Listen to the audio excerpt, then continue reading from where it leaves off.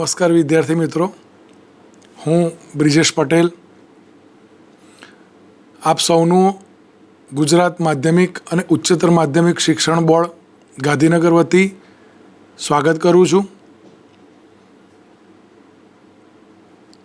સતત આગળના ભાગોમાં નૈસર્ગિક સ્ત્રોતો વિશેનો અભ્યાસ કરતાં આપણે જૈવ ભૂ રાસાયણિક ચક્રો ત્યાં આવ્યા હતા।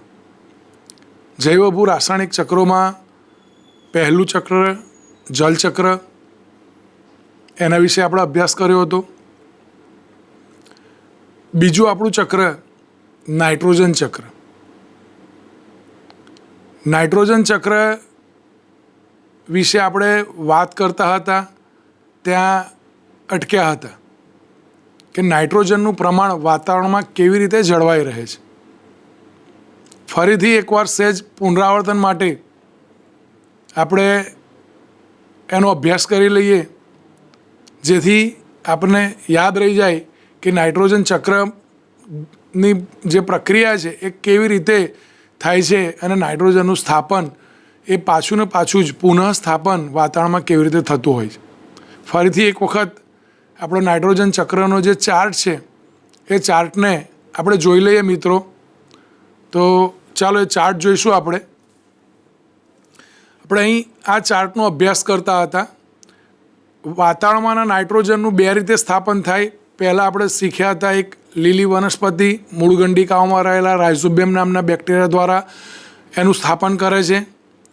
આ ઉપરાંત ઉદ્યોગો અને વાતાવરણની પ્રક્રિયાઓ એટલે કે ઉદ્યોગો દ્વારા ઉત્પન્ન થતા વાયુઓ છે એની અંદર નાઇટ્રોજનનું પ્રમાણ હોય છે, ઉત્તેજિત અવસ્થામાં નાઇટ્રોજન હોય છે। આ ઉપરાંત વીજળીના ચમકારા દ્વારા પણ નાઇટ્રોજન ઉત્તેજિત અવસ્થામાં આવે છે અને હવામાંના ઓક્સિજન સાથે પ્રક્રિયા કરે છે અને એ જ રીતે એનું સ્થાપન થાય છે। એટલે એક લીલી વનસ્પતિ દ્વારા સ્થાપન થાય છે અને બીજું સ્થાપન ઉદ્યોગો દ્વારા થાય છે। આ જે પ્રક્રિયા છે એને નાઇટ્રિફિકેશન કહેવામાં આવે છે। અને વનસ્પતિ અને પ્રાણીઓ સીધો જ એનો ઉપયોગ કરી શકતા નથી। પ્રાણીઓ એનો ઉપયોગ કરવા માટે લીલી વનસ્પતિ ઉપર આધારિત છે। એટલે અહીં આપણને આ જોવા મળે છે કે લીલી વનસ્પતિ દ્વારા નાઇટ્રોજન એટલે કે નાઇટ્રોજન જે પણ સ્વરૂપ હશે એ નાઇટ્રોજનનું એ સ્વરૂપ આપણા શરીરમાં આવે છે, પ્રાણીઓના શરીરમાં આવે છે। ત્યારબાદ આપણે જો જોઈએ તો એ પ્રાણીઓ પોતાની દેહધાર્મિક ક્રિયાઓના અંતે એમોનિયા સ્વરૂપે એને મુક્ત કરે છે અને એ એમોનિયામાંથી એનું રૂપાંતર નાઇટ્રાઇટ્સમાં થાય છે। નાઇટ્રસ એટલે NO2-1 સ્વરૂપે થાય છે। ઉદ્યોગો દ્વારા નાઇટ્રિફિકેશનની પ્રક્રિયા દ્વારા નાઇટ્રોજન ઓક્સિજન સાથે પ્રક્રિયા કરીને નાઇટ્રેટ્સ બનાવે છે। આ નાઇટ્રાઇટ્સ પણ અંતે ઓક્સિજન સાથે પ્રક્રિયા કરી અને નાઇટ્રેટ્સ બનાવે છે। નાઇટ્રેટ્સ એ ડિનાઇટ્રિફિકેશનની પ્રક્રિયા દ્વારા એટલે કે નાઇટ્રોજન વાયુનું મુક્ત થવું એ પ્રક્રિયાને ડિનાઇટ્રિફિકેશન કહેવામાં આવે છે। ડિનાઇટ્રિફિકેશનની પ્રક્રિયા દ્વારા પાછો વાતાવરણમાં નાઇટ્રોજન ભેળવી દે છે। આ ઉપરાંત નાઇટ્રેટ્સનું વનસ્પતિ પણ ઉપયોગ કરતી હોય છે। દાખલા તરીકે નાઇટ્રાઇટ્સયુક્ત ખાતરો બનાવવામાં આવે છે, એ ખાતરો વનસ્પતિને આપવામાં આવે છે અને વનસ્પતિમાં એ નાઇટ્રોજન પાછો જાય છે। આમ આ ચક્ર આકૃતિમાં બતાવ્યા પ્રમાણે સતત ચાલતું હોય છે। એને થોડુંક વિઝ્યુલાઇઝ કરવા માટે, થોડુંક વાસ્તવિકતા તરફ જવા માટે આપણે બીજી એક નાઇટ્રોજન ચક્રની જ સ્લાઇડ છે, જેને જોઈએ તો આ થોડુંક વિઝ્યુલાઇઝ થશે, આપણને થોડીક વાસ્તવિકતા તરફ લઈ જશે। હવામાંનો નાઇટ્રોજન N2, વનસ્પતિ એના મૂળિયા, આ વનસ્પતિ એના મૂળિયા એના ડિનાઇટ્રિફાઇંગ બેક્ટેરિયા એટલે કે એ મેં આગળ કહ્યું એ પ્રમાણે બેક્ટેરિયા જ એક એવા છે કે જે વનસ્પતિના મૂળની અંદર રહેલી મૂળ ગંડિકાઓની અંદર હોય છે। એ ખાસ કરીને સિમ્બિકુળની વનસ્પતિ અને કઠોળ વર્ગની જે વનસ્પતિ છે એના મૂળિયાની અંદર મૂળ ગંડિકાઓમાં રહેલા જે બેક્ટેરિયા છે એ નાઇટ્રોજનનું સ્થાપન કરે છે। એનો ઉપયોગ એ કોણ કરે છે? તો અહીં જે સ્થાપન થાય છે એ નાઇટ્રેટ સ્વરૂપે થાય છે। અહીં વધારે વિસ્તારથી આપેલું છે। એ બેક્ટેરિયા નાઇટ્રેટ એટલે NO3 NO2 સ્વરૂપે એનું સ્થાપન કરે છે. એનો ઉપયોગ એ સજીવો કરે છે. આગળ બતાવ્યું એ પ્રમાણે સજીવો એની દેહધાર્મિક ક્રિયાઓ એટલે કે ડિકમ્પોઝિશન જે પ્રક્રિયાઓ એના શરીરમાં થતી હોય છે, મૂત્રત્યાગ, મળત્યાગ, એ પ્રક્રિયાઓના પરિણામે પણ એમોનિયા સ્વરૂપે એને મુક્ત કરે છે એમ્યુનિફિકેશનની પ્રક્રિયાઓ દ્વારા. અને એ બધી પ્રક્રિયાઓના અંતે એનું રૂપાંતર એમોનિયમ એટલે કે NO2+ સ્વરૂપે થાય છે. એ બેક્ટેરિયા દ્વારા નાઇટ્રાઇટ્સમાં રૂપાંતરિત થાય છે. પાછા નાઇટ્રેટ્સનું વનસ્પતિ મૂળિયા પાછો ઉપયોગ કરે છે. કેટલીક ડિનાઇટ્રિફિકેશનની પ્રક્રિયા દ્વારા પાછો વાતાવરણમાં નાઇટ્રોજન ભળે છે. આમ આ નાઇટ્રોજન એ જો સમગ્ર રીતે જોઈએ મિત્રો તો વાતાવરણની અંદર ફરતો જ રહે છે, એ ક્યાંય જતો હોતો નથી. અને એટલે જ હું ભણતો તો ત્યારે પણ નાઇટ્રોજનનું પ્રમાણ 78% હતું અને અત્યારે હું ભણાવું છું ત્યારે પણ એ જ ભણાવું છું કે વાતાવરણમાં નાઇટ્રોજનનું પ્રમાણ કેટલું છે તો 78% છે. તમને સમજાઈ ગયું હશે કે નાઇટ્રોજન વાયુનું પ્રમાણ આ માટે જળવાઈ રહે છે. આમ અહીં તમે જુઓ આકૃતિમાં આપણે જોયું કે જૈવિક ઘટકો વનસ્પતિ, પ્રાણીઓ, બેક્ટેરિયા આ બધા જૈવિક ઘટકો છે અને આ વાતાવરણની અંદર રહેલો નાઇટ્રોજન એ અજૈવિક ઘટક છે. આ જૈવિક અને અજૈવિક ઘટક વચ્ચે આવી આંતર પ્રક્રિયા ચાલે છે. જો આ સંતુલન ન ખોરવાય તો નાઇટ્રોજનનું પ્રમાણ જળવાઈ રહે છે, એ ક્યારેય ઓછું થતું નથી કે વધી જતું નથી. આમ જૈવિક અને અજૈવિક ઘટકો વચ્ચે ચાલતી આ આંતર પ્રક્રિયાનું પરિણામે આ એક ચક્ર એ ચાલ્યા કરતું હોય છે. તો તમને ચોક્કસ આમાં ખ્યાલ આવ્યો હશે કે નાઇટ્રોજનનું પ્રમાણ શા માટે જળવાઈ રહે છે.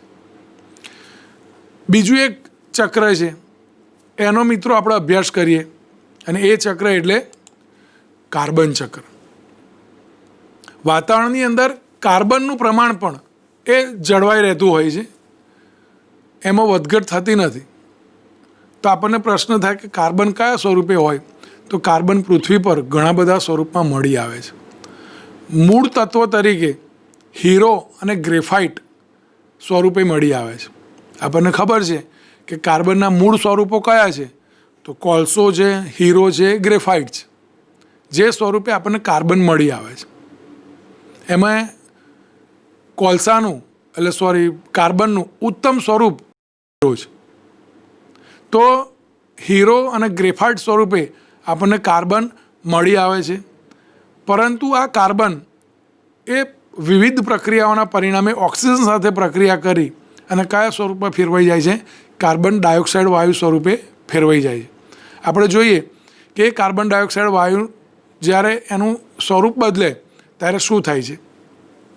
બીજું એક કાર્બોનેટ સ્વરૂપે પણ આપણને મળી આવે છે. કાર્બોનેટ એટલે મેં કહ્યું એ પ્રમાણે કાર્બન એ ઓક્સિજન સાથે પ્રક્રિયા કરીને CO3 સ્વરૂપ એમનું બનાવે, CO2 બનાવે. તો કાર્બન ડાયોક્સાઇડ CO3 સ્વરૂપ હોય તેને આપણે કાર્બોનેટ સ્વરૂપ કહીએ છીએ.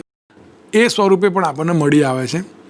સજીવો પણ કાર્બન અણુઓ ઉપર આધારિત છે. પ્રત્યેક સજીવનું જીવન એ કાર્બન ઉપર આધારિત છે.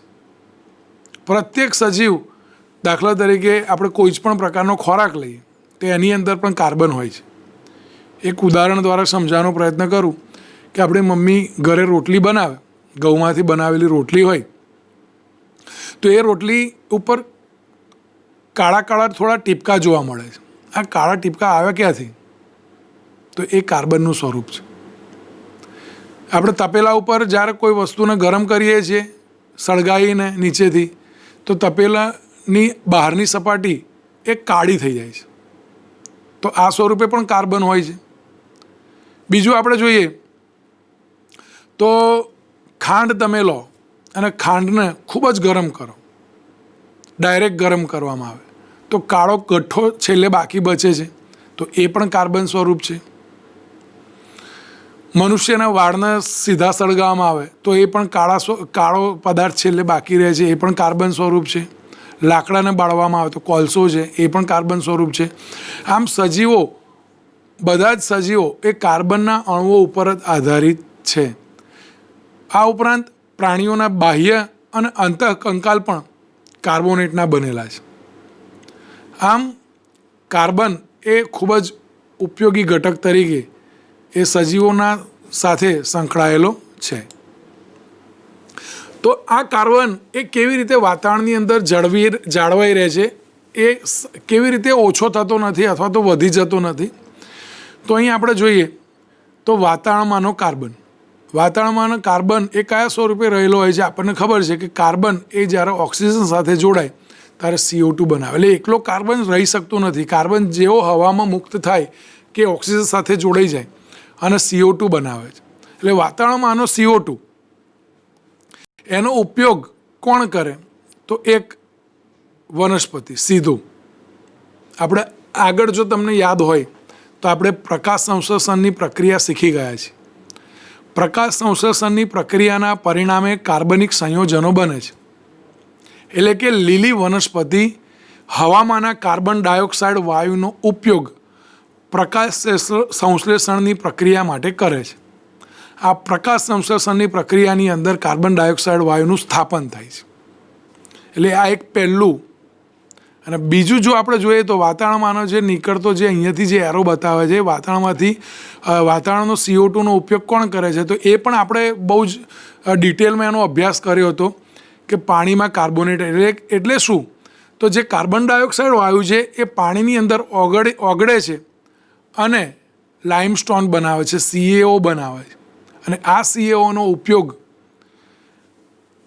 દરિયાના જીવો એ કરતા હોય છે.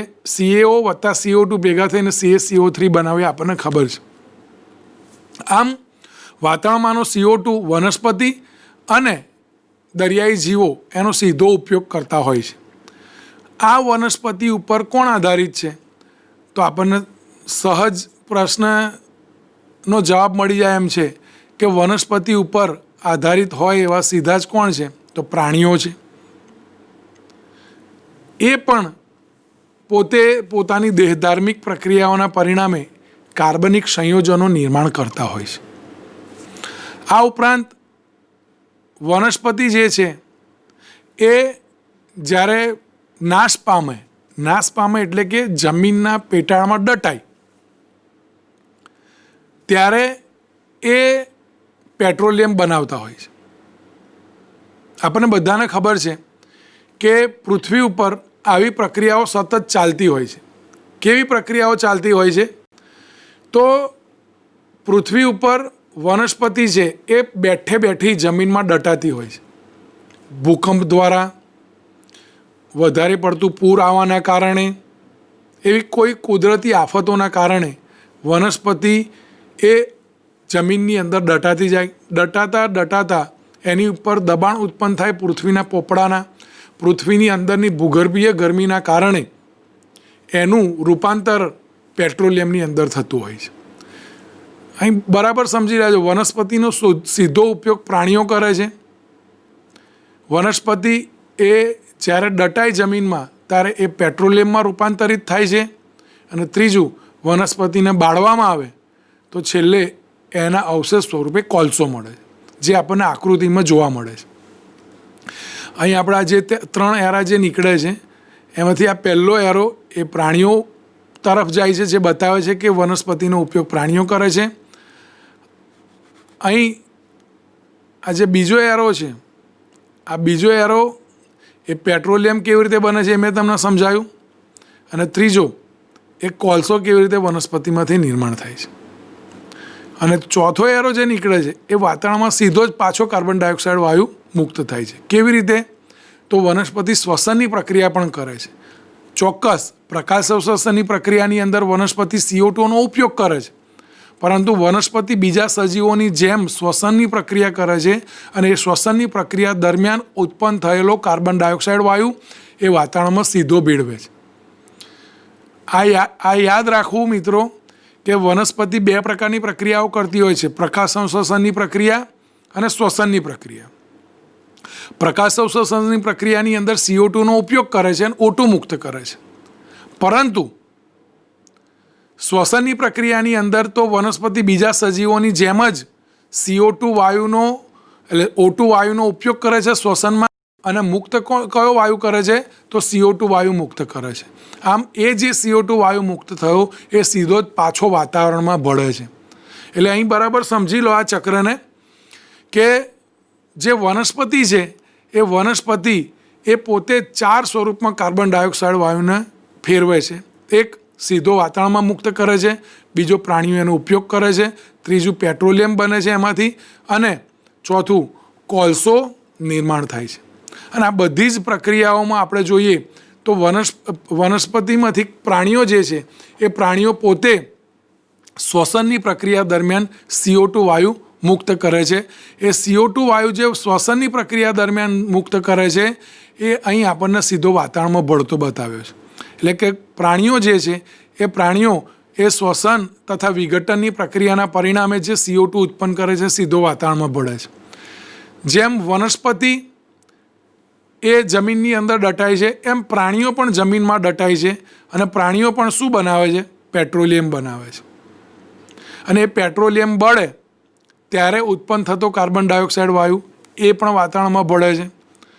બીજું અહીં જોઈએ તો અકાર્બનિક કાર્બોનેટ, એટલે પ્રાણીઓ જે છે એ અકાર્બનિક કાર્બોનેટનો ઉપયોગ કરી અને પોતે રક્ષણાત્મક પળ બનાવવા માટે જે દરિયાઈ જીવો રક્ષણાત્મક પળ બનાવે છે એ દ્વારા પણ CO2 વાયુ એ ઉપયોગ કરતો હોય છે.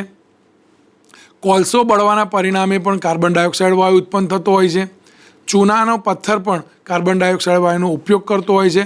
આમ કોઈક પદાર્થો આડપેદાશ તરીકે કાર્બન ડાયોક્સાઇડ વાયુનો ઉત્પન્ન કરે છે અને કોઈ પદાર્થો કાર્બન ડાયોક્સાઇડ વાયુનો ઉપયોગ કરે છે.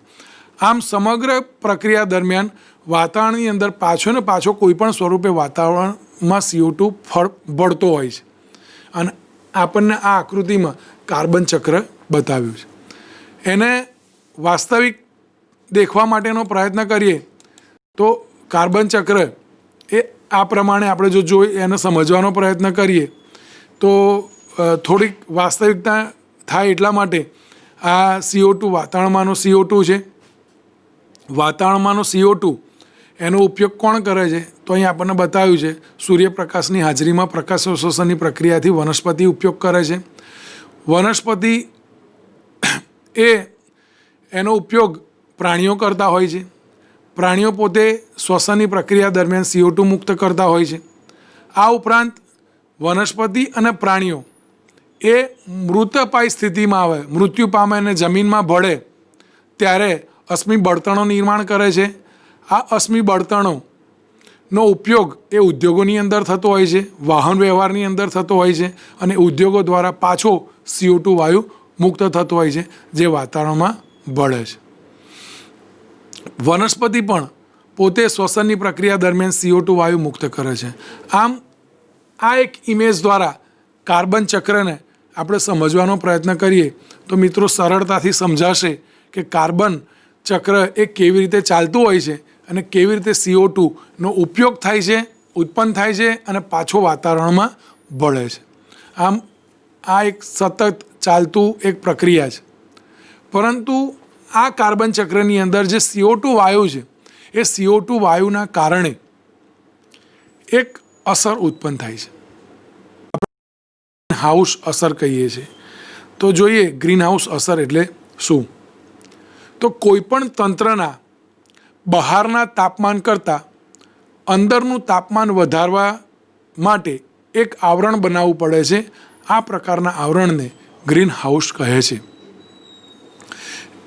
એને એક ઉદાહરણ દ્વારા સમજીએ કે માની લો કે એક કાચનું પાત્ર છે. એ કાચના પાત્રને આપણે હવાચુસ્ત રીતે બંધ કરેલું છે. એની અંદર હવા ભરેલી છે. હવે એ કાચના પાત્ર ઉપર સૂર્યના કિરણો જ્યારે આપાત થશે ત્યારે બહારના તાપમાન કરતાં કાચના પાત્રનું અંદરનું જે તાપમાન છે એ અંદરનું તાપમાન ખૂબ જ વધી જશે. એ તાપમાન જે વધી ગયું એ કેમ વધી ગયું? તો સૂર્યના કારણે એની અંદર રહેલી જે હવા છે એ ગરમ થાય છે, અને ગરમ થયેલી હવાને બહાર નીકળવાનો રસ્તો મળતો નથી, અને એ જે અસર અંદરના પાત્રમાં ઉત્પન્ન થઈ એને આપણે કહીએ છીએ ગ્રીન હાઉસ અસર. આ ગ્રીન હાઉસ અસર એ આપણે જોઈએ તો ખેતીવાડીની અંદર અત્યારે ઉપયોગ કરવામાં આવે છે. ખેતીની અંદર આપણે કઈ રીતે એ કરવામાં આવે છે? તો એક નેટ હાઉસ બનાવવામાં આવે છે. નેટ હાઉસની અંદરનું તાપમાન બહારના તાપમાન કરતાં વધારવામાં આવે છે. કેમ કે અમુક ચોક્કસ પ્રકારની વનસ્પતિ એ ચોક્કસ તાપમાને જ ગ્રોથ થતી હોય છે. તો એ તાપમાન જો ખુલ્લા વાતાવરણમાં શક્ય ના હોય તો નેટ હાઉસ દ્વારા અથવા તો ગ્રીન હાઉસ દ્વારા એને આપણે જોયું હશે કોઈક જગ્યાએ કે અંદરનું તાપમાન એ બહારના તાપમાન કરતાં થોડુંક વધારવામાં આવે છે, જેથી કરીને એના જે ચોક્કસ પ્રકારના ફૂલો છે, ચોક્કસ પ્રકારની વનસ્પતિ છે, એનો ગ્રોથ થતો હોય છે, વિકાસ થતો હોય છે. આ જે અસર છે એ અસર કૃત્રિમ રીતે તો નિર્માણ થાય છે, પણ કુદરતમાં પણ આ અસર થતી હોય છે, જેને આપણે ગ્રીન હાઉસ અસર કહીએ છીએ. આ ગ્રીન હાઉસ અસર કુદરતમાં કેવી રીતે થાય છે તો આપણે એને જોઈએ. સૂર્યના કિરણોને કારણે કેટલાક વાયુઓ પૃથ્વીની બહાર જતા સૂર્યના કિરણોને રોકે છે. આપણે જોઈએ તો આગળ મેં તમને સમજાવ્યું હતું કે પૃથ્વી એ શું છે, તો પૃથ્વીની ફરતે વાતાવરણ એક ચાદર જેવી રચના કરે છે. આ વાતને ફરી યાદ કરી લઈએ આપણે, એને સમજવાનો પ્રયત્ન કરીએ, પછી આપણે આ સ્લાઇડની અંદર આગળ શું કહે છે એ જોઈશું. તો પૃથ્વીની ફરતે વાતાવરણ એક ચાદર જેવી રચના બનાવે છે. એની અંદર સૂર્યના કિરણો જ્યારે આવે ત્યારે સૂર્યના કિરણો એ વાતાવરણમાં થઈ અને પૃથ્વી ઉપર આવતા હોય છે. પૃથ્વી ઉપર આવી અને પાછા પરાવર્તિત થાય છે. પરંતુ પૃથ્વી ઉપર માનવની કેટલીક પ્રક્રિયાઓ ચાલુ છે, જેમ કે વાહન વ્યવહાર, ઉદ્યોગો. આ પ્રક્રિયાઓના પરિણામે કેટલાક વાયુઓ ઉત્પન્ન થાય છે. એ વાયુઓ શું કરતા હોય તો આ જે પરાવર્તિત પામતા કિરણો છે એને પાછા જવા દેતા નથી હવામાં અને પકડી રાખે છે, જેના કારણે પૃથ્વીની આસપાસનું વાતાવરણ એ ગરમ થાય છે. અને ગરમ થવાના કારણે મેં આગળ કહ્યું એ પ્રમાણે ઉપરના તાપમાન કરતાં પૃથ્વીની નજીકના તાપમાનમાં વધારો થશે અને એ જે અસર થઈ એ અસરને આપણે ગ્રીન હાઉસ અસર કહીએ છીએ. તો આપણે એને સમજવાનો પ્રયત્ન કરીએ આકૃતિમાં. ગ્રીન હાઉસ અસર, આ જે ગ્રીન હાઉસ અસર છે એના પરિણામ સ્વરૂપે પૃથ્વીનું તાપમાન વધે છે અને એના માટે જવાબદાર વાયુ CO2 છે એને માનવામાં આવે છે. તો શું આ એક જ વાયુ ગ્રીન હાઉસ અસર માટે જવાબદાર છે? તો ના મિત્રો, આ ઉપરાંત પણ અન્ય ગ્રીન હાઉસ વાયુઓ છે. આપણને પુસ્તકની અંદર પ્રશ્ન પૂછ્યો છે કે બીજા ગ્રીન હાઉસ વાયુઓ કયા છે, તેના નામ શોધો. તો આપણે એનો અભ્યાસ કરીએ. પાણીની બાષ્પ એ પણ ગ્રીન હાઉસ અસર ઉત્પન્ન કરતી હોય છે. મિથેન પણ ગ્રીન હાઉસ અસર ઉત્પન્ન કરે છે. નાઇટ્રસ ઓક્સાઇડ પણ ગ્રીન હાઉસ અસર ઉત્પન્ન કરે છે. ઓઝોન પણ ગ્રીન હાઉસ અસર માટે જવાબદાર છે. ક્લોરોફ્લોરોકાર્બન, હાઇડ્રોફ્લોરોકાર્બન, HCFC અથવા HFCS જેવા વાયુઓ પણ ગ્રીન હાઉસ અસર માટે જવાબદાર છે. એટલે CO2 તો છે જ, એ ઉપરાંત પાણીની બાષ્પ, મિથેન, નાઇટ્રસ ઓક્સાઇડ, ઓઝોન અને ક્લોરોફ્લોરોકાર્બન, હાઇડ્રોફ્લોરોકાર્બન આ પણ ગ્રીન હાઉસ અસર માટે જવાબદાર અન્ય વાયુઓ છે. અહીં આપણે જોઈએ તો એનું તુલના આપી છે કે 2011ની અંદર CO2 વાયુ જે ઉત્પન્ન થયો એની અંદર કયા દેશે કેટલા ટકા CO2 વાયુ ઉત્પન્ન કરે છે. તો અહીં આપણે જોઈએ તો ચાઇના, ચીન 28% વાયુ ઉત્પન્ન કરે છે. યુનાઇટેડ સ્ટેટ દ્વારા 16% ગ્રીન હાઉસ વાયુઓ ઉત્પન્ન કરવામાં આવે છે. ઇન્ડિયા દ્વારા 6% વાયુ ઉત્પન્ન કરવામાં આવ્યો છે. રશિયન ફેડરેશન દ્વારા 6%, જાપાન દ્વારા 4% અને બીજા દેશો દ્વારા 30% વાયુઓ ઉત્પન્ન કરવામાં આવે છે. આ પ્રક્રિયાઓ ચાલતી રહે છે. એ દરમિયાન 2014માં ઉત્પન્ન થયેલું જો આપણે પ્રમાણ જોઈએ તો એની અંદર ચાઇના દ્વારા ઉત્પન્ન થયેલા ગ્રીન હાઉસ વાયુમાં 2%નો વધારો થયો છે, જેની સામે યુનાઇટેડ સ્ટેટ 1% ઘટાડો કરે છે. EU 28 જે છે એ પણ 9% એટલે કે 1% ઘટાડો કરે છે, પરંતુ ઇન્ડિયા 1%માં વધારો કરે છે. રશિયા દ્વારા 1%માં ઘટાડો થયો છે. જાપાન એ વધારો પણ નથી કરતું, ઘટાડો પણ નથી કરતું. અન્ય દેશોનું જોઈએ તો 30% જળવાઈ રહ્યું છે. આમ આ પ્રમાણ એ વર્ષોના વર્ષ બદલાતું હોય છે. કેટલાક દેશો વધારો કરતો હોય છે, કેટલાક દેશો ઘટાડો કરતા હોય છે. આ વાયુઓ કેવી રીતે ઉત્પન્ન થાય છે? તો અહીં જોઈએ તો આ જે પહેલી આકૃતિ છે, એ પહેલી આકૃતિ આપણને CO2 વાયુનું પ્રમાણ, આ જે છે CO2 વાયુ સૌથી વધારે 82% જવાબદાર છે ગ્રીન હાઉસ અસર ઉત્પન્ન કરવા માટે. આ ઉપરાંત મિથેન 10%, નાઇટ્રસ ઓક્સાઇડ 5% અને ફ્લોરિનેટેડ ગેસીસ એ 3% જવાબદાર છે. એમાં સૌથી વધારે જવાબદાર જો કોઈ હોય તો કાર્બન ડાયોક્સાઇડ વાયુને માનવામાં આવે છે. કઈ પ્રવૃત્તિઓ દ્વારા કાર્બન ડાયોક્સાઇડ જે ગેસીસ છે, આપણા ગ્રીન હાઉસ અસર ઉત્પન્ન કરતા જે ગેસીસ, એ કઈ પ્રવૃત્તિઓ દ્વારા વધારે ઉત્પન્ન થાય છે? તો અહીં આકૃતિ દ્વારા સમજાશે મિત્રો કે રેફ્રિજરેશન અને એર કન્ડિશન દ્વારા એ ગ્રીન હાઉસ અસર વધારે ઉત્પન્ન થાય છે. એનર્જી એટલે કે જે ઉર્જા નિર્માણ કરતા જે એકમો છે એના દ્વારા, ઇન્ડસ્ટ્રીઝ, જમીનના બંધારણમાં ફેરફાર થાય એના કારણે, આ ઉપરાંત ખેતીવાડી દ્વારા પણ ગ્રીન હાઉસ અસરો ઉત્પન્ન થતી હોય છે. આ વાયુઓ આવી પ્રવૃત્તિઓ દ્વારા ઉત્પન્ન થતા હોય છે. આ એક સમજવા માટે છે, આપણી ચોપડીમાં નથી, એમાં તો ટૂંકમાં જ આપેલું છે, પરંતુ આપણે આ સમજવા માટે ડિટેલમાં થોડો અભ્યાસ કરીશું તો સમજાશે કે કયો વાયુ વધારે અસર કરે છે, કયો દેશ વધારે અસર કરે છે. આ ઉપરાંત કયા ક્ષેત્રો દ્વારા એ ગ્રીન હાઉસ વાયુઓ ઉત્પન્ન કરવામાં આવે છે. આગળ આપણે જોઈએ તો આગળની સ્લાઇડની અંદર ઓક્સિજન ચક્ર. તો ઓક્સિજન ચક્ર એ પૃથ્વી પર, એની અંદર આપણે જોઈએ તો ઓક્સિજન એ પૃથ્વીમાં વધુ મળતું તત્વ છે. આપણી પૃથ્વી પર 21% ઓક્સિજન આપણને મળે છે. તે કાર્બન ડાયોક્સાઇડના સંયોજન સ્વરૂપે મળે છે. આ ઉપરાંત એ અન્ય બીજા ધાતુઓ અથવા તો સિલિકોન ઓક્સાઇડ સ્વરૂપે મળે છે. નાઇટ્રોજનના ઓક્સાઇડ સ્વરૂપે પણ આપણને ઓક્સિજન પ્રાપ્ત થતો હોય છે. ઓક્સિજનનો ઉપયોગ 3 પ્રક્રિયાઓમાં થાય છે, એ આપણે આગળ જોયું હતું. એક શ્વસનની પ્રક્રિયામાં થાય છે, દહન માટે થતો હોય છે, અને નાઇટ્રોજનના ઓક્સાઇડના નિર્માણમાં પણ ઓક્સિજનનો ઉપયોગ થતો હોય છે. વાતાવરણમાં ઓક્સિજન પ્રકાશ શ્વસનની પ્રક્રિયા દ્વારા પાછો મળે છે. આ એક જ એવી પ્રક્રિયા છે કે જેમાં ઓક્સિજન આપણને વાતાવરણમાં પાછો મળે છે. બાકી મોટાભાગની પ્રક્રિયાઓની અંદર ઓક્સિજન વપરાતો હોય છે. આમ કેટલાક સજીવો ઓક્સિજનને વાપરતા હોય છે, તો કેટલાક સજીવો ઓક્સિજન મુક્ત કરતા હોય છે. આગળ જો તમને યાદ હોય તો પહેલા ભાગની અંદર આપણે ઇમેજ દ્વારા આ 4 પ્રક્રિયાઓ જોઈ હતી. એમાં 2 પ્રક્રિયા હતી, દહનની પ્રક્રિયા અને શ્વસનની પ્રક્રિયા, જેમાં ઓક્સિજન વપરાય છે, CO2 મુક્ત થાય છે.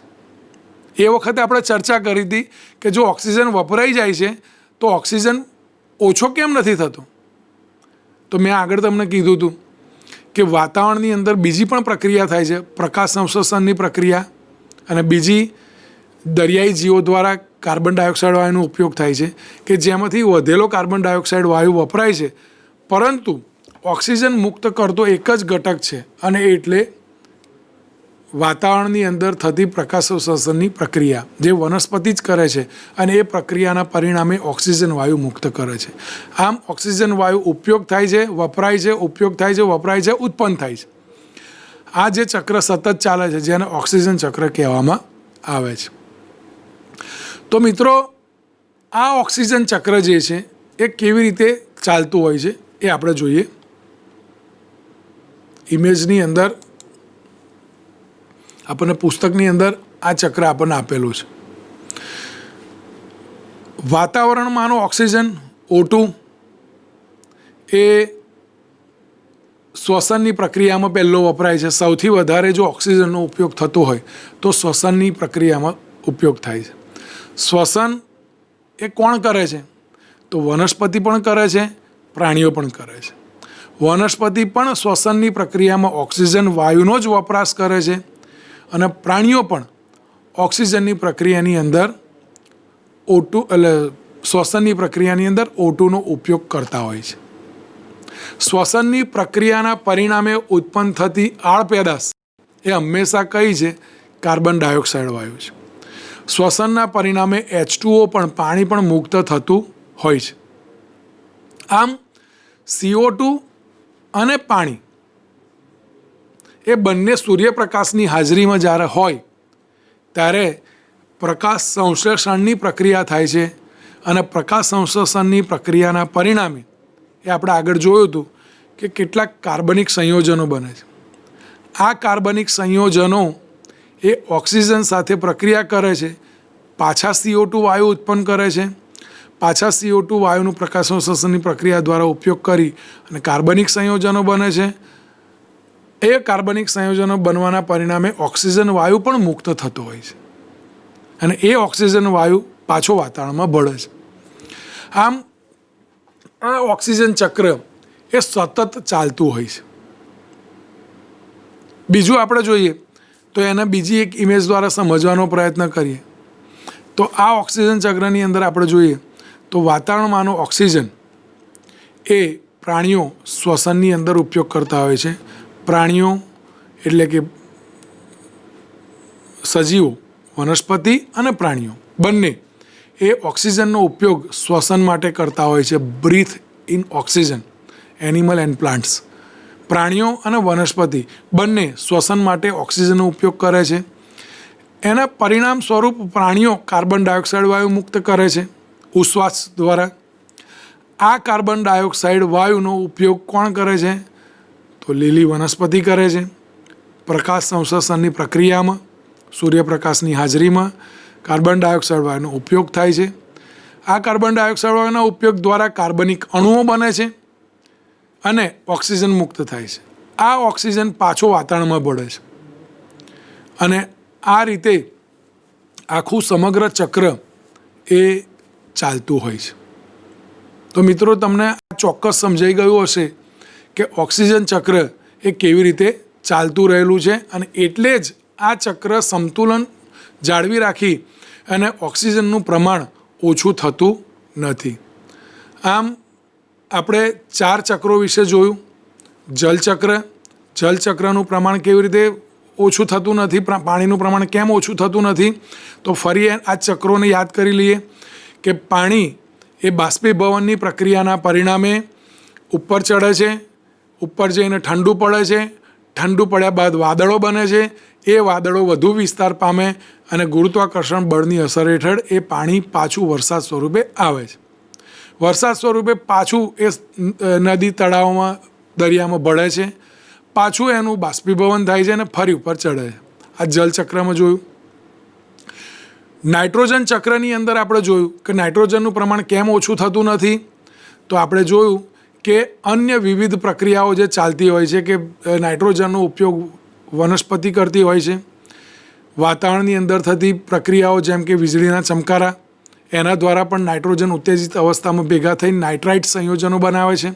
નાઇટ્રોજન અને ઓક્સિજન વચ્ચે પ્રક્રિયા થાય છે અને એ નાઇટ્રાઇટ સંયોજનોનો પ્રાણીઓ ઉપયોગ કરતા હોય છે. પ્રાણીઓ એ પોતાની દેહધર્મિક પ્રક્રિયાઓના પરિણામે એ નાઇટ્રાઇટ સ્વરૂપે એને મુક્ત કરે છે.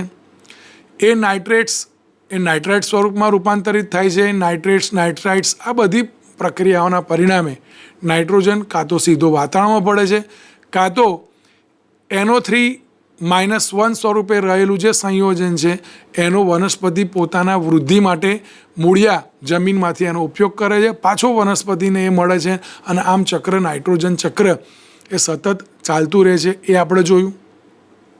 ત્રીજું ચક્ર જોયું કાર્બન ચક્ર. કે કાર્બન ચક્ર એ કાર્બન ડાયોક્સાઇડ વાયુ એ વનસ્પતિ એ પ્રકાશોત્સર્જનની પ્રક્રિયામાં ઉપયોગ કરે છે. વાતાવરણમાંનો કાર્બન ડાયોક્સાઇડ વાયુ એ ઉદ્યોગોની અંદર એટલે કે કોલસો બાળવાની અંદર બળવાના પરિણામે ઉત્પન્ન થતો હોય છે. દરિયાઈ જીવો એનો ઉપયોગ કરતા હોય છે અને એ બધાના પરિણામ સ્વરૂપ વનસ્પતિ જે છે એનો ઉપયોગ પ્રાણીઓ કરતા હોય છે. પ્રાણીઓની અંદર એ કાર્બન એ વનસ્પતિના ઉપયોગ દ્વારા આવતું હોય છે. વનસ્પતિ, પ્રાણીઓ બધા મૃત પ્રાય થાય અથવા તો નાશ પામે, કોઈ કારણોસર કુદરતી હોનારતો દ્વારા જમીનમાં દટાય, ત્યારે એ બધા જ પાછા એનો પેટ્રોલિયમ બનાવતા હોય છે, કોલસો બનાવતા હોય છે. પેટ્રોલ અને કોલસાનો ઉપયોગ પ્રાણીઓ દ્વારા, સજીવો દ્વારા, ઉદ્યોગો દ્વારા વાહન વ્યવહાર દ્વારા થતો હોય છે અને એ દરમિયાન પાછો કાર્બન ડાયોક્સાઇડ વાયુ ઉત્પન્ન થાય છે. આ ઉત્પન્ન થયેલો કાર્બન ડાયોક્સાઇડ વાયુ પાછું વાતાવરણની અંદર ભળે છે. આમ આવું સમગ્ર કાર્બન ચક્ર પણ ચાલે છે અને એટલે કાર્બનનું પ્રમાણ ઓછું થતું નથી.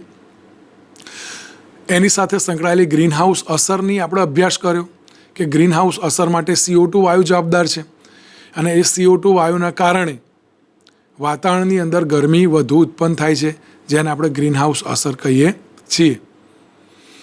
અને સાથે સાથે આપણે ચોથું ચક્ર જોયું, ઓક્સિજન ચક્ર. ઓક્સિજન ચક્ર પણ એક એવું ચક્ર છે કે જેની અંદર ઓક્સિજનનો ઉપયોગ શ્વસનની પ્રક્રિયામાં વનસ્પતિ અને પ્રાણીઓ બંને કરે છે. વનસ્પતિ અને પ્રાણીઓ પોતાના જીવન ચક્ર દરમિયાન જે ઓક્સિજન વાયુ વાપરે છે એમાં ઉત્સર્જન સ્વરૂપે ઉત્સર્ગ દ્રવ્ય તરીકે CO2 વાયુ મુક્ત કરે છે. આ CO2નો ઉપયોગ વનસ્પતિ કરે છે. વનસ્પતિ પાછા કાર્બનિક સંયોજનો બનાવે છે, ઓક્સિજન મુક્ત કરે છે. એ ઓક્સિજન પાછો વાતાવરણમાં ભળે છે. આ કાર્બનિક સંયોજનો પ્રાણીઓ ઉપયોગ કરે છે. પ્રાણીઓ પાછા દેહધાર્મિક પ્રક્રિયાઓના પરિણામે CO2 વાયુ ઉત્પન્ન કરે છે. આમ આખું ચક્ર એ ચાલ્યા કરે છે અને એટલે જ કાર્બન ડાયોક્સાઇડ વાયુનું પ્રમાણ 0.03%, ઓક્સિજનનું પ્રમાણ 21% અને નાઇટ્રોજનનું પ્રમાણ 78%. આ જોયેલા તમામ ચક્રોના પરિણામે અલગ અલગ પોતાના જે પ્રમાણેના ચક્રો છે અને પોતાનું જે પ્રમાણ છે એ પ્રમાણ દરેક વાયુ જાળવી રાખતા હોય છે. તો આમાં ચોક્કસ આકૃતિઓ દ્વારા જે સમજાવ્યું એમાં તમને ખ્યાલ આવી ગયો હશે કે આ ચક્રો આ પ્રમાણે સતત ચાલતા હોય છે અને પોતાનું જે પ્રમાણ છે એ પોતાનું પ્રમાણ જાળવી રાખતા હોય છે. તો આગળ આપણે જોઈએ તો પૃથ્વી ઉપર ક્યારેક સંતુલન ખોરવાય, જે ચક્રો ચાલતા રહ્યા છે એ ચક્રોની વચ્ચે કોઈક પ્રોબ્લેમ આવે, કોઈક દખલગીરી આવે, એ દખલગીરીના પરિણામે એની અંદર સમસ્યાઓ ઊભી થાય છે. અને એ સમસ્યાઓ કેવા પ્રકારની છે, એ સમસ્યાઓ કઈ રીતે થાય છે, કઈ પ્રવૃત્તિઓના દ્વારા આ સમગ્ર જે સંતુલન છે એ સંતુલન ખોરવાતું હોય છે. અને સંતુલન ખોરવાય ત્યારે પર્યાવરણ જોખમાય છે અને એ પર્યાવરણ જોખમાય ત્યારે આપણને એના જે આડઅસરો છે એ કેવી આડઅસરો થાય છે. તો આપણે મિત્રો જોઈએ છીએ કે પર્યાવરણની સંતુલન જ્યારે ખોરવાય ત્યારે કોઈક જગ્યાએ વધુ પડતો વરસાદ જોઈએ છે.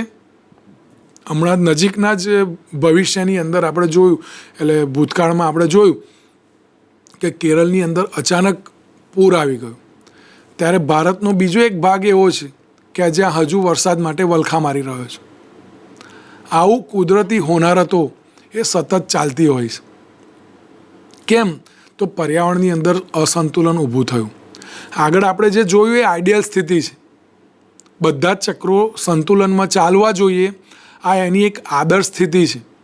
પરંતુ આ આદર્શ સ્થિતિની અંદર માનવની વધતી જતી દખલગીરી, માનવની વધતી જતી વિવિધ પ્રવૃત્તિઓ જેવી કે શહેરીકરણ, ઔદ્યોગિકીકરણ, આ બધી પ્રવૃત્તિઓના કારણે એનું સંતુલન ખોરવાયું.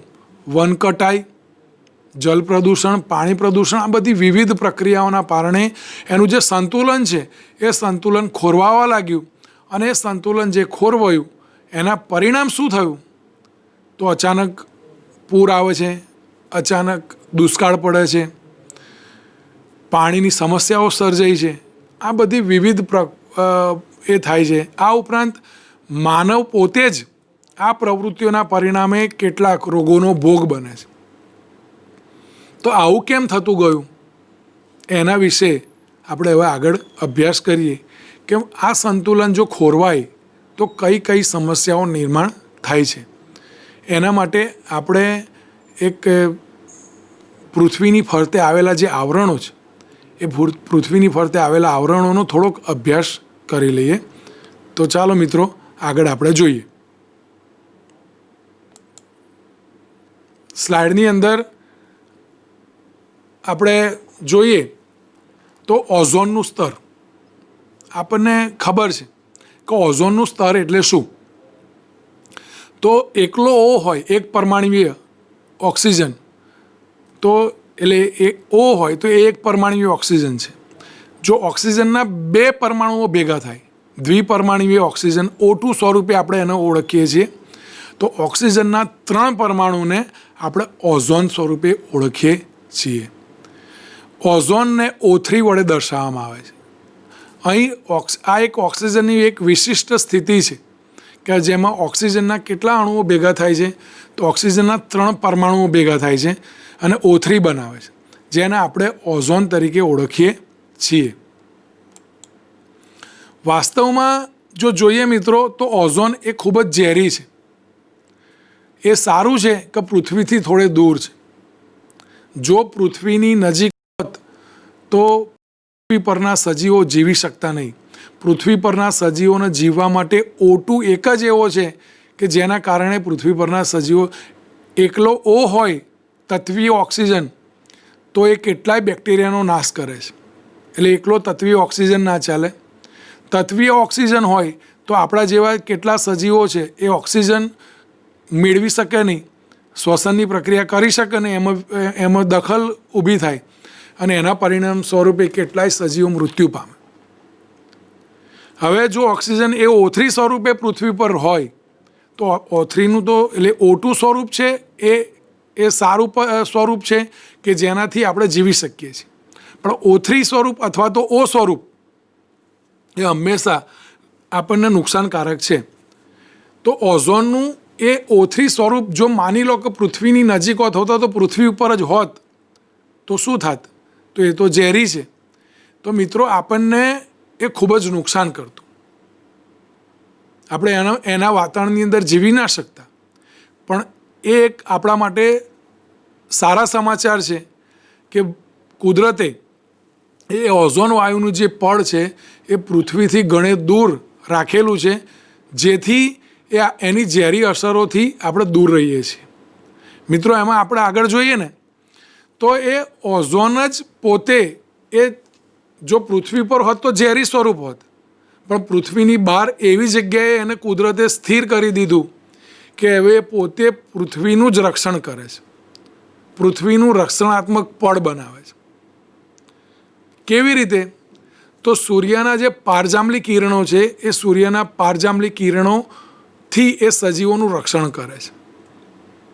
જો ઓઝોનનું પડ ના હોત તો સૂર્યમાંથી આવતા જે પારજાંબલી કિરણો છે, પારજાંબલી કિરણો સીધા જ પૃથ્વી પર આવતા અને પૃથ્વીને એ ખૂબ જ નુકસાન પહોંચાડતા.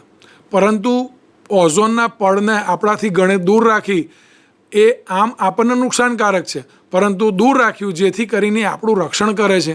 આમ એ રક્ષણાત્મક પડ બનાવે છે. અહીં આપણે આકૃતિ દ્વારા જો એને સમજવાનો પ્રયત્ન કરીએ તો આપણી આ પૃથ્વી છે. પૃથ્વીથી પહેલું જ પડ છે ટ્રોપોસ્ફિયર. ટ્રોપોસ્ફિયરથી બીજું જ પડ છે સ્ટ્રેટોસ્ફિયર.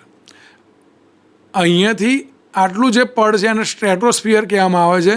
સ્ટ્રેટોસ્ફિયર જે છે એની વચ્ચે અંદર જે સફેદ કલરના પટ્ટા સ્વરૂપે દર્શાવ્યું છે એ આપણું ઓઝોનનું સ્તર છે. એટલે ઓઝોનનું સ્તર અલગ સ્તર તરીકે નથી, પરંતુ સ્ટ્રેટોસ્ફિયરમાં જ ભળેલું એક સ્તર છે ઓઝોનનું સ્તર, જે ટ્રોપોસ્ફિયર પછી સ્ટ્રેટોસ્ફિયર, સ્ટ્રેટોસ્ફિયર પછી છે મેસોસ્ફિયર, મેસોસ્ફિયર પછી છે થર્મોસ્ફિયર અને ત્યારબાદ આવે છે એક્ઝોસ્ફિયર, જે પૃથ્વીની બહારનું પડ છે.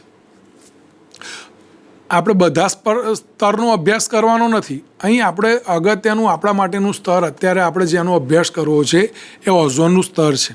અહીં આપણને આકૃતિમાં જે સફેદ પટ્ટાથી બતાવેલું છે એ ઓઝોન લેયર છે. આ ઓઝોનનું જે સ્તર છે એ ઓઝોનનું સ્તર એ સૂર્યના કિરણોથી આપણને કેવી રીતે બચાવે છે એ આપણે જોઈએ. તો એ છત્રી જેમ આપણું કામ રક્ષણ કરે છે એમ છત્રી તરીકે પૃથ્વી અહીં આપણને એક આકૃતિ દ્વારા સમજીએ તો સૂર્યમાંથી આવતા કિરણો એ પૃથ્વીની ફરતે રહેલું જે ઓઝોનનું પડ એ આવું છત્રી જેવું કામ કરે છે, જેને રોકી રાખે છે અને આપણું રક્ષણ કરે છે. અહીં આપણે બીજી આકૃતિ દ્વારા સમજવાનો પ્રયત્ન કરીએ તો ઓઝોનનું પડ છે એમાંથી સૂર્યમાંથી આવતા અમુક કિરણો એ પૃથ્વી પર આવે છે, પરંતુ અલ્ટ્રાવાયોલેટ સી કિરણો જે છે એ ઓઝોનનું પડ પૂરેપૂરું એને શોષી લે છે અને આપણા સુધી આવવા દેતા નથી. પણ અત્યારે આપણે માનવની વિવિધ પ્રક્રિયાઓ છે એના કારણે ઓઝોનના સ્તરમાં ગાબડા પડ્યા છે. ઓઝોનના સ્તરમાં કોણે ગાબડા પાડ્યા છે? તો ક્લોરોફ્લોરોકાર્બન એના માટે બહુ જ અગત્યનો સ્થાયી કાર્બનિક પદાર્થ છે કે જે ઓઝોનના સ્તરને નુકસાન કરે છે અને ઓઝોનના સ્તરને નુકસાન કરીને એની અંદર કાણા પાડી દે છે, એને ગાબડા પાડી દે છે. એ ગાબડા પડે એટલે કે જેમ છત્રીની અંદર કાણા પડે હોય તો એ છત્રીમાંથી સીધા જ સૂર્યના કિરણો આપણી ઉપર આવે છે, એમ એ ઓઝોન નામની જે છત્રી છે એ છત્રીમાં કાણા પડે અને એના કારણે સૂર્યના કિરણો સીધા જ પૃથ્વી ઉપર આવે છે. તો શું ઓઝોન સિવાય અન્ય સ્તરમાં ગાબડા પડતા હશે? કેવી રીતે? તો ચાલો આપણે એની ચર્ચા કરીએ. ઓઝોનને CFC ઉપરાંત HFC જેવા પદાર્થો નુકસાન કરે છે. આ ઉપરાંત અન્ય આયનો જેવા કે OH, NO, Cl, Br, અહીં જે બાજુમાં ટપકું દર્શાવ્યું છે તે અયુગ્મિત ઇલેક્ટ્રોન છે. આ અયુગ્મિત ઇલેક્ટ્રોન છે એટલે જ આ કણો એ ઝડપથી રાસાયણિક પ્રક્રિયા કરે છે. પરંતુ OH અને NO એ મિત્રો આ જે પહેલાં બે આયનો છે, પહેલાં બે આયનો એ કુદરતી રીતે ઉત્પન્ન થાય છે જેને આપણે કંટ્રોલ કરી શકતા નથી.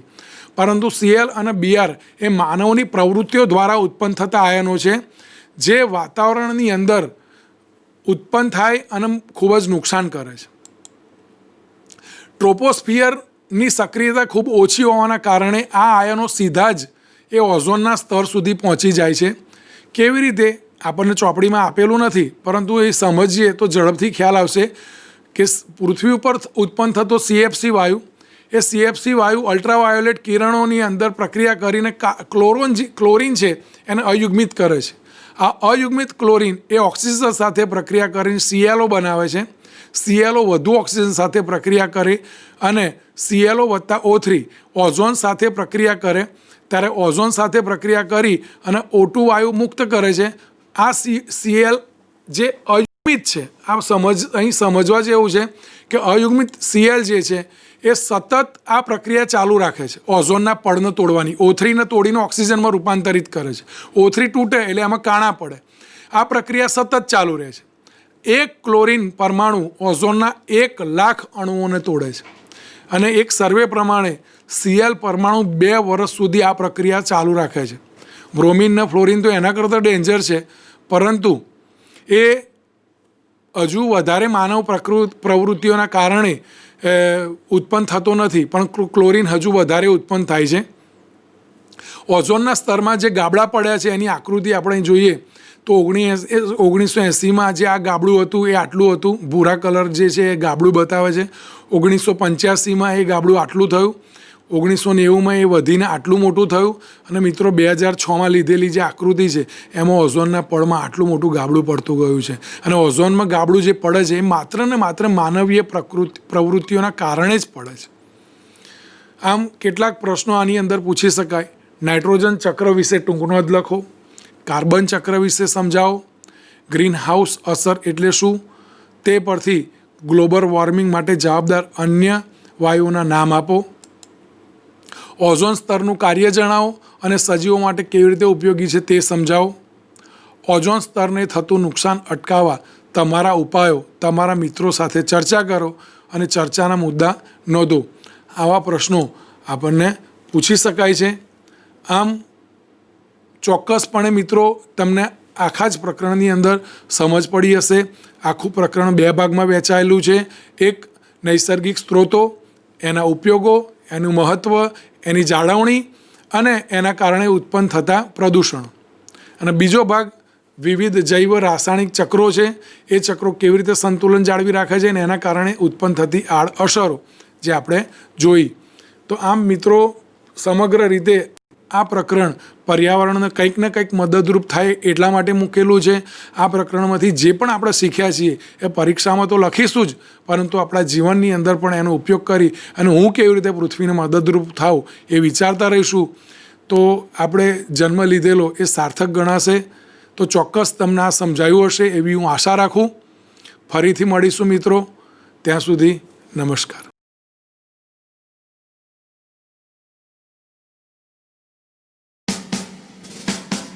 21મી સદી આપણને કારકિર્દીની અનંત તક આપે છે. જે વિદ્યાર્થીઓ 10મા ધોરણ પછી શું કરવું, કઈ કારકિર્દી પસંદ કરવી એવી મૂંઝવણમાં હોય તેઓ પોતાની રુચિ અને ક્ષમતાઓના આધારે ઘણા બધા ક્ષેત્રોમાં કારકિર્દી બનાવી શકે છે. આવું એક ક્ષેત્ર છે ગણવેશધારી સેવાઓ. ચાલો જાણીએ આ ક્ષેત્ર વિશે અને આ ક્ષેત્રમાં કારકિર્દીની વિવિધ તક વિશે. ગણવેશધારી સેવાઓમાં કારકિર્દી અનન્ય કોઈ ક્ષેત્રમાં કારકિર્દીથી અલગ છે. તેમાં અસાધારણ હિંમત, બહાદુરી, બલિદાન અને માતૃભૂમિ માટે પ્રેમની આવશ્યકતા છે. આ બેજોડ ગુણો અને તેને ખૂબ જ આદરણીય અને પ્રતિષ્ઠિત કારકિર્દી બનાવે છે. સૈનિકો અને અધિકારીઓ જે આપણી સરહદોને સુરક્ષિત કરે છે તેનાથી માંડીને ચોકીદાર સુધી બધા લોકો આ ગણવેશધારી સેવાઓના ક્ષેત્રમાં આવે છે. ગણવેશધારી સેવાઓને 4 મુખ્ય કેટેગરીમાં વર્ગીકૃત કરી શકાય છે. પ્રથમ પ્રકાર ડિફેન્સ ફોર્સ અથવા આર્મી, નેવી અને એરફોર્સ છે. બીજા પ્રકારમાં અર્ધલશ્કરી દળોનો સમાવેશ થાય છે, એટલે કે ભારતીય કોસ્ટ ગાર્ડ, આસામ રાઇફલ્સ અને સ્પેશિયલ ફ્રન્ટિયર ફોર્सेस.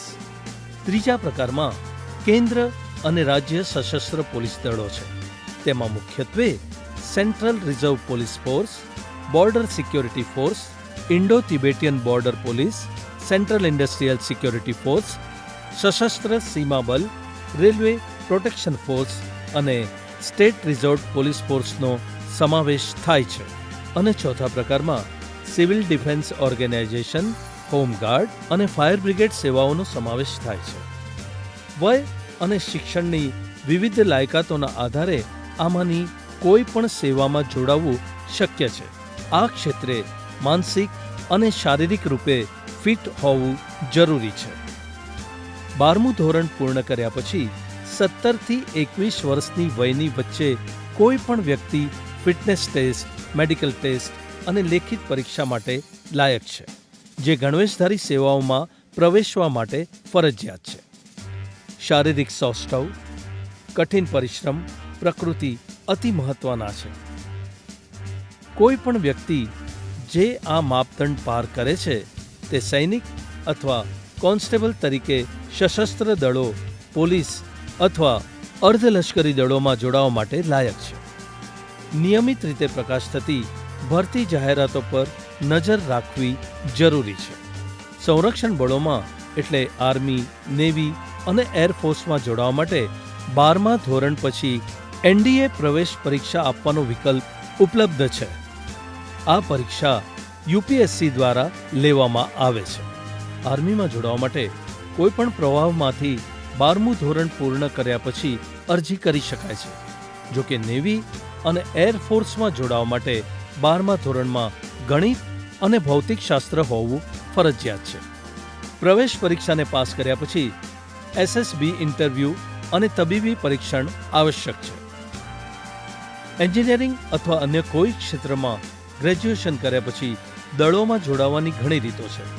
જે વિદ્યાર્થીઓ ગ્રેજ્યુએશન દરમિયાન 3 વર્ષ ઉત્તમ ગ્રેડ સાથે એનસીસી પૂર્ણ કરે છે તેમને લેખિત પરીક્ષામાંથી છૂટ મળે છે. ગ્રેજ્યુએશન પછી એરફોર્સ અથવા સીડીએસ માટે AFCAT જેવી પરીક્ષાઓ આપવાનો વિકલ્પ છે, જે ભારતીય military academy, India navy academy અને એરફોર્સ એકેડમીમાં પ્રવેશ મેળવવા માટે મદદ કરે છે. કોઈ પણ અધિકારી તાલીમ એકેડમી દ્વારા શોર્ટ સર્વિસ કમિશનમાં જોડાઈ શકે છે. 12મા ધોરણ પછી તબીબી અભ્યાસક્રમોમાં જોડાઈને સશસ્ત્ર દળો દ્વારા આવશ્યક તબીબી સેવાઓમાં જોડાઈ શકે છે. તેવી જ રીતે જુનિયર કમિશન્ડ અધિકારી અથવા જેસીઓ તરીકે સશસ્ત્ર સેવાઓમાં જોડાવા માટે વિવિધ તકનીકી અભ્યાસક્રમો જેમ કે pathology, laboratory, radiology, hotel management, nursing વગેરેનો સમાવેશ થાય છે. પોલીસ સેવાઓમાં જોડાવા માટે સમયાંતરે તેમની ભરતી ડ્રાઈવ દ્વારા આવવું ફરજિયાત છે. ગ્રેજ્યુએશન પૂર્ણ કર્યા પછી જીપીએસસી અથવા યુપીએસસી પરીક્ષાઓ દ્વારા અધિકારીઓની ભરતી કરવામાં આવે છે. સીબીઆઈ, આરએડબલ્યુ અથવા આઈબી માટે પસંદગી પણ યુપીએસસી દ્વારા થાય છે. ટ્રાફિક પોલીસ વિભાગ દ્વારા ભરતી માટે સમાન પ્રક્રિયા અનુસરવામાં આવે છે. પોલીસ દળોમાં જોડાયા પછી બહુવિધ આંતરવિભાગીય કારકિર્દીની તક છે, જેને ઝડપી શકીએ છીએ. કારકિર્દીનો અન્ય રસ્તો છે સીધા ગણવેશધારી સેવાઓમાંથી સંબંધિત નથી તે ખાનગી સિક્યોરિટી એજન્સીઓ જે સ્થાનિક રીતે કાર્ય કરે છે. ગણવેશધારી સેવાઓમાં કારકિર્દી બનાવવા માટે શારીરિક સૌષ્ઠવ મહત્વનું છે, કારણ કે તે ખૂબ જ માંગ ધરાવતું ક્ષેત્ર છે. તેમજ માનસિક રીતે ખડતલ હોવાનું પણ મહત્વનું છે. વર્તમાન સમાચાર અને ગતિવિધિઓમાં પણ રુચિ ધરાવવું મહત્વનું છે. આ ક્ષેત્રોમાં ઉપલબ્ધ રુચિ, ક્ષમતાઓ અને અસંખ્ય તકના આધારે તમારા સપનાની કારકિર્દી પસંદ કરવાનું શક્ય છે.